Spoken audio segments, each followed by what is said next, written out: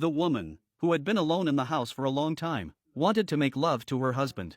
But at the critical moment, her husband suddenly stopped moving. Then he reached out and touched his wife's waist. He noticed that his wife had gained a lot of weight. Immediately, the husband told Mina to weigh herself. Mina awkwardly explained that she had eaten a little too much today. Then she hurriedly assured her husband that she would start exercising properly from tomorrow. After hearing this, the husband instantly lost interest in his wife, and dragged her to the treadmill in the living room, and set the speed to the maximum, so that his wife could not stop running on the treadmill. He then went back inside, enjoying the music while supervising his wife's running, without caring about her feelings. Mina was the daughter whom her mother liked the most among her three sisters. It was because Mina married a wealthy son-in-law, while Miju had married a poor man against her mother's wishes. This New Year's Day, Miju is going to go back to her parents' house, and when she passes by the food stall, she buys her mother's favorite snack, fish crackers. But when she enters the house, she finds that her sister has already bought expensive Japanese food, and the family is enjoying it. This makes poor Miju feel that her snacks are not good enough. When her mother sees Miju, she remains indifferent. Miju was already upset at her mother for being so biased,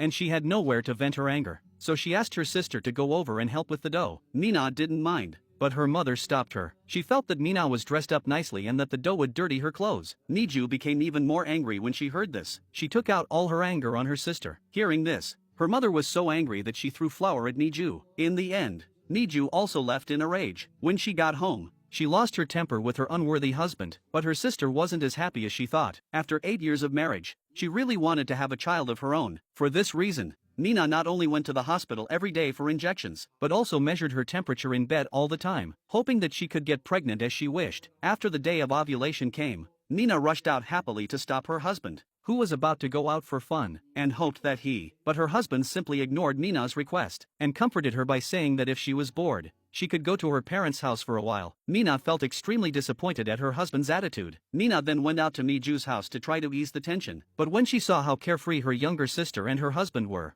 she felt inexplicably envious. Despite their humble circumstances, after returning home, she was in a bad mood and wanted to eat, but her husband accused her of eating like a pig. Mina saw this and quickly humbly squatted down to clean up the water on the floor, but her husband still relentlessly accused Mina of thinking about having children every day, accusing Mina of treating him like a breeding male donkey. The couple's thoughts were simply irreconcilable. Her husband's unwillingness to let his wife have children caused his body to deform. He just wanted to enjoy their world of two, but he didn't know that this despicable man was hiding a huge secret. Then he took out an unlimited credit card and put it on the table, so Mina could go shopping at the mall to take her mind off things, and even buy things for her parents' home if she wanted, but not to give him a hard time at home, because if there was a next time he would never forgive Mina so easily. And Mina adjusted her mood the next day and went shopping at the mall. Then Mina and Nana went to her father's birthday banquet together, while Miju's family on the other side was also getting ready to leave. But when her husband saw the cheap gift she had bought her father-in-law, he instantly became upset. He felt that it was really embarrassing to give such a gift, compared to the gifts prepared by his sisters.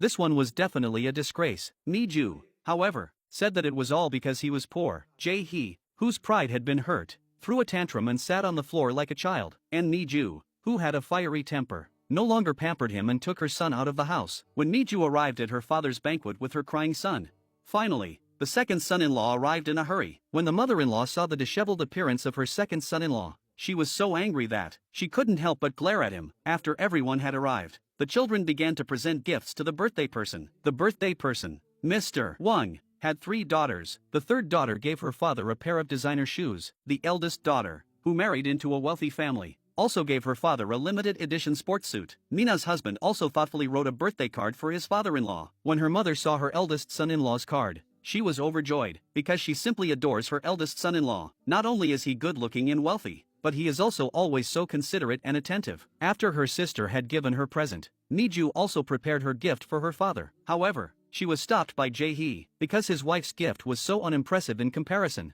He told Miju not to take out the shirt, and lied that they had been in such a hurry that they had forgotten to prepare a gift. Then Jae-hee took out a wad of cash from his pocket, and told his in-laws to use the money to go on a trip and take a break. Jae-hee's actions made everyone feel a bit awkward, but his father-in-law still accepted the money with grace. After everyone had finished giving gifts, they started chatting about family matters. The eldest son-in-law proposed that he would take the whole family on a trip together, and pay for all the expenses himself. After saying that, he enthusiastically asked the second son-in-law if he was going to go. The second son-in-law agreed without hesitation. Miju, however, felt ashamed and refused. Then the second son-in-law got up and went to the bathroom. Suya followed him. When they reached the bathroom, The mother-in-law returned the cash she had received from the second son-in-law. Since Suya knew that the second son-in-law's situation was very bad, she told him to use the money to buy Miju some decent clothes and skin care products, and accused her of making Miju look older than her sister, and of agreeing to the trip her eldest son had just mentioned without even checking what it would cost, given her own poverty. Miju was instantly upset by her mother's words. Although her husband was useless, she couldn't bear to see him being treated badly at her parents' home. When the family heard the commotion,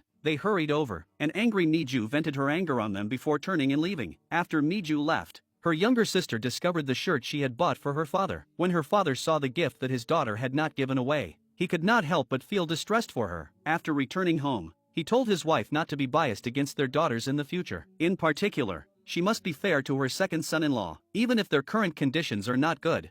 After all, their daughter has already married into the family. However, Suya did not feel that she had done anything wrong, because what she said today was also for their own good. But when he arrived at the door, he heard his daughter talking to the landlord on the phone. It turned out that the landlord was going to raise the rent. Miju could not afford to pay the higher rent. She could only beg the landlord not to raise the rent. The two of them were heard by the old man outside the door. In order not to embarrass his daughter, her father had to secretly place the groceries in front of her door. Unexpectedly, as soon as he arrived downstairs, he met his son-in-law returning with his child. In the end, her father had to follow them back into the house. Miju took off her father's coat when she saw him. At that moment, she realized that the shirt he was wearing looked familiar. It turned out to be the shirt she had prepared to give to her father at the birthday party. At this time, Miju was very moved. She never imagined that her father would actually wear this cheap shirt. In the end, she fell into her father's arms and cried like a child. Miju soon became anxious about the rent, because she simply couldn't afford the rent. To prevent the whole family from being evicted, Miju had no choice but to force her husband to go out and borrow money. But Jae-hee, who had no connections, had no idea who to ask. And just as he was agonizing over how to explain to Miju, unexpectedly, his father-in-law took the initiative to find him. His father-in-law took out a sum of money and handed it to Jae-hee, telling him to use it to pay the rent first. But Jae-hee was reluctant to accept it, because Miju had told him not to go to his parents for money. But his father-in-law insisted that Jae-hee take the money, and told him that it was the last time he would help them. Then his father-in-law told Jae-hee not to let Miju know that the money was from him. That day, Mina finally got her husband's attention during her fertile period. This made her excited,